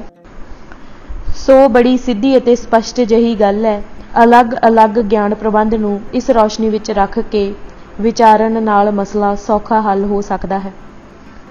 ਦੁਨੀਆ ਭਰ ਅੰਦਰ ਸੱਚੇ ਵਾਤਾਵਰਣ ਪ੍ਰੇਮੀ ਇਸ ਗੱਲ ਬਾਰੇ ਇੱਕ ਰਾਏ ਹਨ ਕਿ ਵਾਤਾਵਰਣ ਦੀ ਖਰਾਬੀ ਦਾ ਮੂਲ ਕਾਰਨ ਖਪਤਕਾਰੀ ਸੱਭਿਆਚਾਰ ਹੈ। ਲੋਕਾਂ ਅੰਦਰ ਚੀਜ਼ਾਂ ਦੀ ਭੁੱਖ ਇੰਨੀ ਵੱਧ ਗਈ ਏ ਕਿ ਵਸਤਾਂ ਦੀ ਪੈਦਾਵਾਰ ਲੋੜ ਨਾਲੋਂ ਕਿਤੇ ਵਾਧੂ ਅਤੇ ਉੱਕਾ ਹੀ ਫਜ਼ੂਲ ਹੋ ਰਹੀ ਹੈ। ਇਸ ਕਰਕੇ ਜੇ ਵਾਤਾਵਰਣ ਦੀ ਖਰਾਬੀ ਦੇ ਰੁਝਾਨ ਨੂੰ ਠੱਲ ਪਾਉਣੀ ਹੈ ਤਾਂ ਲਗਾਤਾਰ ਵੱਧ ਰਹੀ ਪੈਦਾਵਾਰ ਦੇ ਸਿਲਸਿਲੇ ਨੂੰ ਲਗਾਮ ਦੇਣੀ ਪੈਣੀ ਹੈ। ਇਸ ਨੂੰ ਥਾਂਏ ਬ੍ਰੇਕਾਂ ਲਾਉਣੀਆਂ ਜ਼ਰੂਰੀ ਹੋ ਗਈਆਂ ਹਨ। ਇਸ ਦੇ ਵਾਸਤੇ ਲੋਕਾਂ ਦੀ ਬਿਰਤੀ ਨੂੰ ਬਦਲਣਾ, ਉਹਨਾਂ ਅੰਦਰ ਚੀਜ਼ਾਂ ਦੀ ਭੁੱਖ ਉੱਤੇ ਕਾਬੂ ਪਾਉਣਾ, ਭਾਵ ਖਪਤਕਾਰੀ ਸੱਭਿਆਚਾਰ ਤੋਂ ਮੁਕਤ ਹੋਣਾ ਪਹਿਲੀ ਅਤੇ ਅਤੀ ਜ਼ਰੂਰੀ ਲੋੜ ਬਣ ਗਈ ਹੈ। ਇਸ ਸੰਦਰਭ ਵਿੱਚ ਜਿਹੜਾ ਫਲਸਫਾ ਲੋਕਾਂ ਅੰਦਰ ਚੀਜ਼ਾਂ ਦੀ ਭੁੱਖ ਤੇਜ਼ ਕਰਦਾ ਹੈ ਉਸ ਨੂੰ ਕਿਸੇ ਲਿਹਾਜ਼ ਨਾਲ ਵੀ ਅਗਾਂਹ-ਵਧੂ ਜਾਂ ਭਵਿੱਖਮੁਖੀ ਨਹੀਂ ਕਿਹਾ ਜਾ ਸਕਦਾ। ਉਹ ਮਾਨਵਤਾ ਨੂੰ ਸਰਵਨਾਸ਼ ਦੀ ਦਿਸ਼ਾ ਵੱਲ ਲੈ ਕੇ ਜਾ ਰਿਹਾ ਹੈ ਅਤੇ ਇਸ ਬਾਰੇ ਕਿਸੇ ਨੂੰ ਵੀ ਕੋਈ ਰੌਲਾ ਜਾਂ ਸ਼ੱਕ ਸੰਦੇਹ ਨਹੀਂ ਕਿ ਆਧੁਨਿਕ ਸਭਿਅਤਾ ਦੀ ਬੁਨਿਆਦ ਖਪਤ ਸੱਭਿਆਚਾਰ ਉੱਤੇ ਟਿਕੀ ਹੋਈ ਹੈ। ਪੈਦਾਵਾਰ ਲੋੜਾਂ ਨੂੰ ਮੁੱਖ ਰੱਖ ਕੇ ਨਹੀਂ, ਮੁਨਾਫੇ ਨੂੰ ਮੁੱਖ ਰੱਖ ਕੇ ਕੀਤੀ ਜਾਂਦੀ ਹੈ। ਇਸ ਵਾਸਤੇ ਲੋੜਾਂ ਵਧਾਉਣ ਅਰਥਾਤ ਲੋਕਾਂ ਅੰਦਰ ਚੀਜ਼ਾਂ ਦੀ ਭੁੱਖ ਹੋਰ ਤੇਜ਼ ਕਰਨ, ਉਹਨਾਂ ਅੰਦਰ ਖਾਣ ਪੀਣ ਤੋਂ ਲੈ ਕੇ ਪਹਿਨਣ ਪਚਰਨ ਤੱਕ ਹਰ ਕਿਸਮ ਦੀ ਤ੍ਰਿਸ਼ਨਾ ਮਨਸ਼ਾ ਵਧਾਉਣ ਉੱਤੇ ਜ਼ੋਰ ਦਿੱਤਾ ਜਾਂਦਾ ਹੈ। ਮੁਨਾਫੇ ਦੀ ਲਾਲਸਾ ਅਤੇ ਚੀਜ਼ਾਂ ਦੀ ਹਵਸ ਨੇ ਮਨੁੱਖ ਨੂੰ ਇੰਨਾ ਮਤਲਬੀ ਬਣਾ ਦਿੱਤਾ ਹੈ ਕਿ ਉਸ ਨੂੰ ਵਾਤਾਵਰਣ ਦੀ ਸ਼ੁੱਧਤਾ ਅਤੇ ਸੰਤੁਲਨ ਨਾਲ ਕੋਈ ਸਰੋਕਾਰ ਨਹੀਂ ਰਿਹਾ। ਇਸ ਕਰਕੇ ਪੱਛਮੀ ਗਿਆਨ ਚਿੰਤਨ ਦੀਆਂ ਸਿਧਾਂਤਕ ਬੁਨਿਆਦਾਂ ਉੱਤੇ ਉਸਰਿਆ ਕੋਈ ਵੀ ਗਿਆਨ ਪ੍ਰਬੰਧ ਜਿਹਨੂੰ ਆਧੁਨਿਕ ਧਰਮ ਨਿਰਪੇਖ, ਤਾਰਕਿਕ, ਯਥਾਰਥਕਵਾਦੀ ਅਤੇ ਵਿਗਿਆਨ ਕਿਹਾ ਜਾਂਦਾ ਹੈ, ਉਦਾਰਵਾਦੀ ਪੂੰਜੀਵਾਦੀ ਹੈ ਜਾਂ ਮਾਰਕਸਵਾਦੀ ਸਮਾਜਵਾਦੀ ਹੈ। ਜਿਸ ਦੀ ਦ੍ਰਿਸ਼ਟੀ ਸਨਅਤੀ ਸ਼ਹਿਰੀ ਹੈ ਉਸ ਕੋਲ ਮਾਨਵਤਾ ਨੂੰ ਦਰਪੇਸ਼ ਸਰਵਨਾਸ਼ ਦੇ ਖਤਰੇ ਦਾ ਨਾ ਸਿਰਫ ਕੋਈ ਉਪਾਅ ਨਹੀਂ ਸਗੋਂ ਉਹ ਇਸ ਖਤਰੇ ਦਾ ਜਨਮਦਾਤਾ ਅਤੇ ਇਸ ਦਾ ਪਰਵਰਦਗਾਰ ਹੈ। ਆਧੁਨਿਕ ਗਿਆਨ ਪ੍ਰਬੰਧ ਨੂੰ ਰੱਦ ਕਰਨ ਦਾ ਇਹ ਇੱਕੋ ਕਾਰਨ ਹੀ ਕਾਫੀ ਹੈ। ਇਸ ਦੇ ਐਨ ਉਲਟ ਗੁਰੂਆਂ ਦੀ ਬਾਣੀ ਮਨੁੱਖ ਨੂੰ ਹਰ ਤਰ੍ਹਾਂ ਦੀਆਂ ਇੰਦਰਿਆਵੀ ਅਤੇ ਦੁਨਿਆਵੀ ਤ੍ਰਿਸ਼ਨਾਵਾਂ ਤੋਂ ਸੁਚੇਤ ਕਰਦੀ ਅਤੇ ਵਰਜਦੀ ਹੈ। ਉਸ ਅੰਦਰ ਸਬਰ, ਸੰਤੁਲਨ ਅਤੇ ਸੰਤੋਖ ਦੇ ਭਾਵ ਪੈਦਾ ਕਰਦੀ ਹੈ। ਖਾਣ ਪੀਣ ਅਤੇ ਪਹਿਨਣ ਪਚਰਨ ਬਾਰੇ ਇੱਕ ਆਦਰਸ਼ ਨਿਰਧਾਰਤ ਕਰਦੀ ਹੈ। ਅੰਨ ਪਾਣੀ ਥੋੜ੍ਹਾ ਖਾਏ ਦੇ ਗੁਰਵਾਕ ਦਾ ਭਾਵ ਇਹੋ ਹੈ ਕਿ ਖਾਣ ਪੀਣ ਵਿੱਚ ਬੇਸਬਰੀ ਜਾਂ ਬੇਨਿਯਮੀ ਨਾ ਵਰਤੀ ਜਾਵੇ ਜਿਸ ਨਾਲ ਸਰੀਰਕ ਸੁਹਜ ਵਿੱਚ ਕਿਸੇ ਪ੍ਰਕਾਰ ਦਾ ਵਿਗਾੜ ਪਵੇ ਜਾਂ ਸਿਹਤ ਦਾ ਸੰਤੁਲਨ ਹੀ ਖਰਾਬ ਹੋ ਜਾਵੇ। ਇਸ ਬਾਰੇ ਬਾਬੇ ਨਾਨਕ ਦਾ ਉਪਦੇਸ਼ ਬੜਾ ਸਪਸ਼ਟ ਹੈ। ਬਾਬਾ ਹੋਰ ਖਾਣਾ ਖੁਸ਼ੀ ਖੁਆਰ, ਜਿਤ ਖਾਧੇ ਤਨ ਪੀੜੀਐ, ਮਨ ਮਹਿ ਚਲੇ ਵਿਕਾਰ। ਪਹਿਨਣ ਪਚਰਨ ਬਾਰੇ ਵੀ ਗੁਰੂ ਸਾਹਿਬ ਨੇ ਫਰਮਾਇਆ ਹੈ, ਬਾਬਾ ਹੋਰ ਪਹਿਨਣ ਖੁਸ਼ੀ ਖੁਆਰ, ਜਿਤ ਪੈਦੇ ਤਨ ਪੀੜੀਐ, ਮਨ ਮਹਿ ਚਲੇ ਵਿਕਾਰ। ਇਸ ਤਰ੍ਹਾਂ ਗੁਰਬਾਣੀ ਖਪਤਕਾਰੀ ਸੱਭਿਆਚਾਰ ਦਾ ਜ਼ੋਰਦਾਰ ਢੰਗ ਨਾਲ ਵਿਰੋਧ ਅਤੇ ਨਿਖੇਧ ਕਰਦੀ ਹੈ। ਗੁਰਬਾਣੀ ਸਾਡੇ ਅੰਦਰ ਚੁਗਿਰਦੇ ਪ੍ਰਤੀ ਚੇਤਨਾ ਪੈਦਾ ਕਰਦੀ ਹੈ।